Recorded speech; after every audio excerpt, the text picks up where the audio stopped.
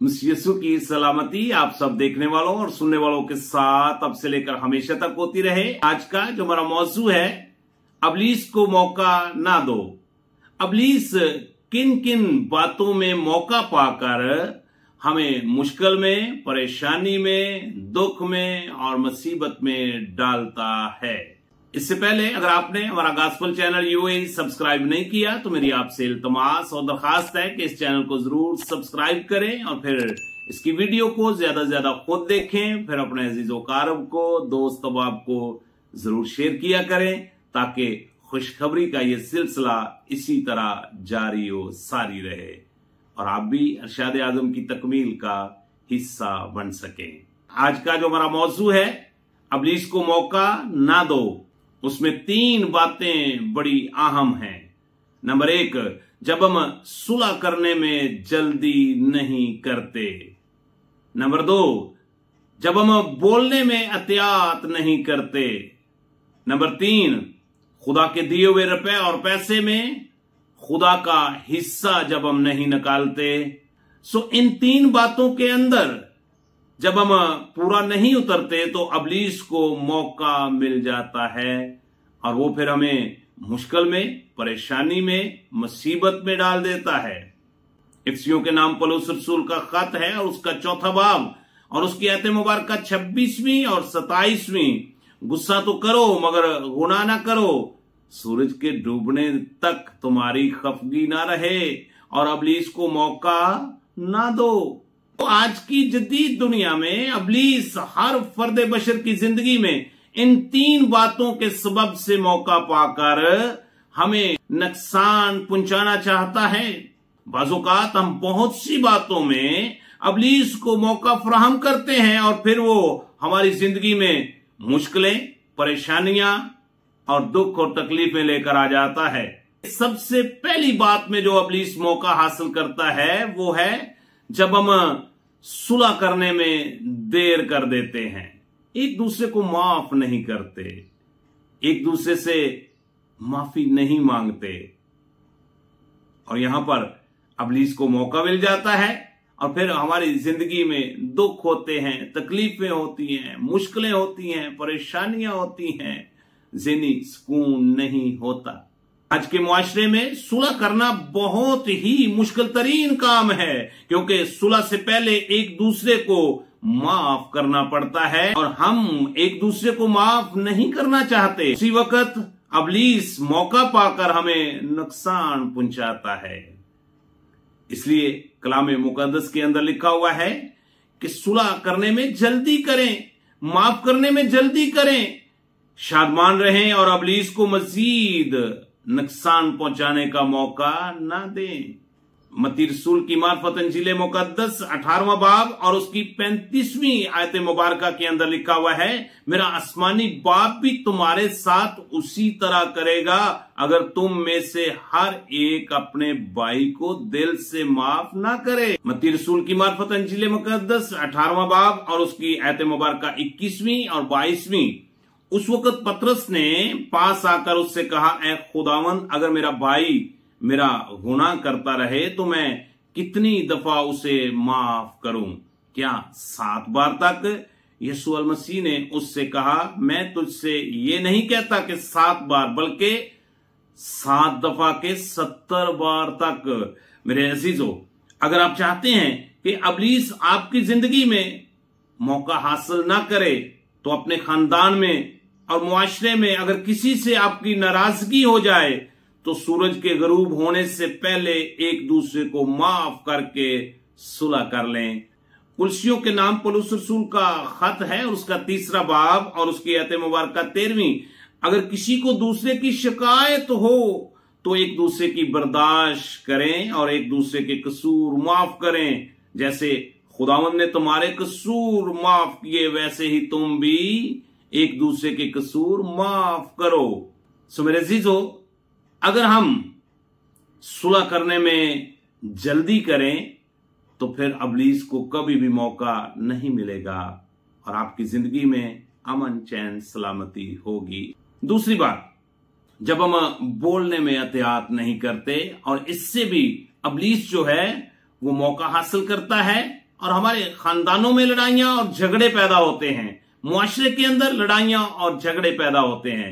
मेरे अजीजों, बाज़-औक़ात इब्लीस हमारे बोलचाल से भी बहुत फायदा उठाता है और वो मौका पाकर हमें परेशानी में डाल देता है, इसलिए कि हम बोलने में एहतियात नहीं करते। मुकद्दस मत्ती रसूल की मार्फत अंजील मुकद्दस और उसका 12वां बाब और उसकी आयत मुबारका 36वीं और 37वीं, और मैं तुमसे सच कहता हूं कि जो नकमी बात लोग कहेंगे अदालत के दिन उसका हिसाब देंगे, क्योंकि तू अपनी बातों के सबब से रासबाज ठहराया जाएगा और अपनी बातों के सबब से कसूरवार ठहराया जाएगा। मेरे अजीजों, इसलिए हमें जरूरत है कि हम बोलने में एहतियात करें। कुलसियों के नाम पौलुस रसूल का खत है, उसका 4वां बाब और उसकी आयत मुबारका 6वीं। तुम्हारा कलाम हमेशा ऐसा पुरफजल और नमकीन हो कि तुम्हें हर शख्स को मुनासिब जवाब देना आ जाए। मत्ती रसूल की मार्फत अंजील मुकद्दस उसका 12वां बाब और उसकी आयत मुबारका 35वीं। अच्छा आदमी अच्छे खजाना से अच्छी चीजें निकालता है और बुरा आदमी बुरे खजाना से बुरी चीजें निकालता है। इसलिए मेरे अजीजों, आज हमें जरूरत है कि हम बोलने में एहतियात करें।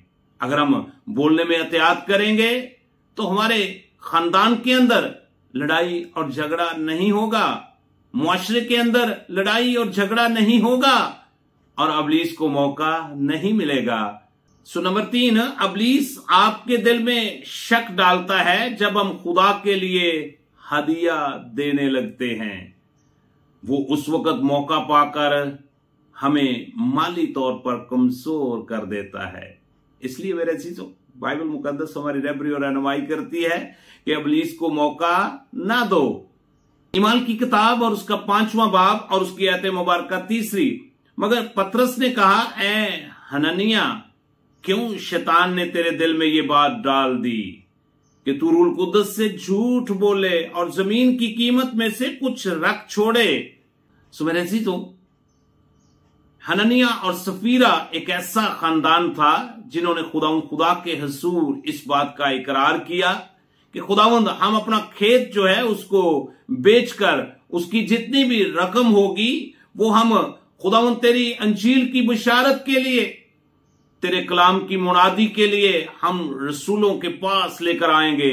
लेकिन जब उन्होंने अपना वो खेत जो है उसको बेच दिया तो उसके बाद जब वो रकम लेकर अपने घर में आए तो शोहर और बीवी के दरमियान में इब्लीस ने शक डाल दिया और उन्होंने कुछ रकम जो है वो घर पे रख छोड़ी और कुछ रकम लेकर वो रसूलों के पास गए। इब्लीस उनकी जिंदगी में शक को लेकर आ गया। इब्लीस ने उनकी जिंदगी में एक ऐसा मौका हासिल किया कि वो दोनों इस जहान फानी से कूच कर गए। सो कलाम मुकद्दस हमारी रहबरी और रहनुमाई करता है कि दिया करो तुम्हें भी दिया जाएगा। मेरे अजीजों, जब खुदा आपको माली तौर पर सरफराज करे, जब आपकी इनकम आपके घर में आए तो जरूरी है कि उस वक्त खुदा के लिए आप दायकी जिसको कहा जाता है, हदिया जिसको कहा जाता है, उसको सेपरेट कर लें ताकि आपके बाकी रुपया और पैसा जो है वो बाबरकत हो जाए और इब्लीस को मौका ना दे। मुकद्दस लूका तबीब की मार्फत अंजील मुकद्दस उसका 6वां बाब और उसकी आयत मुबारका 38वीं, दिया करो तुम्हें भी दिया जाएगा, अच्छा पैमाना दाब दाब कर और हला हला कर और लबरेज करके तुम्हारे पलड़े में डालेंगे, क्योंकि जिस पैमाना से तुम नापते हो उसी से तुम्हारे लिए नापा जाएगा।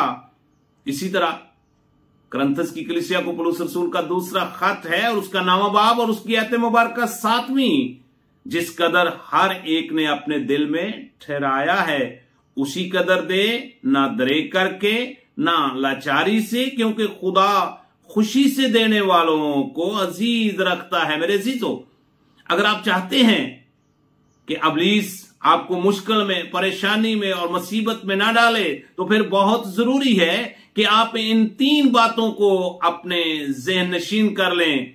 बहुत जरूरी है कि हम सुलह करने में जल्दी करें। नंबर 2, नकम्मी बात अपने मुंह से ना निकालें। खुदा के दिए हुए में से जो खुदा ने आपको अच्छी जॉब दी है, अच्छी इनकम है आपकी, तो उसमें दयानतदार रहें और अबलीस को मौका ना दें।